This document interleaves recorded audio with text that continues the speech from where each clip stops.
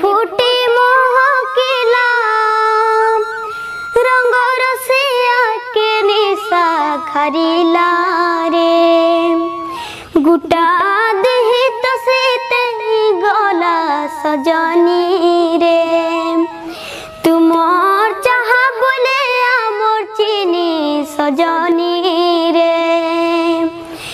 उड़िला मनर मयना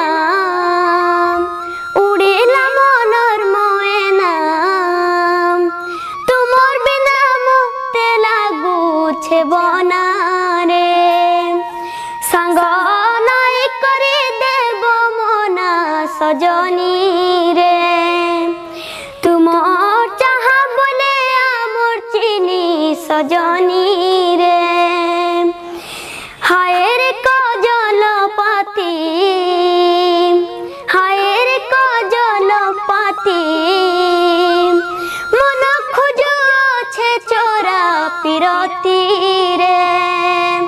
तुमर चाह बोले आमर चीनी सजनी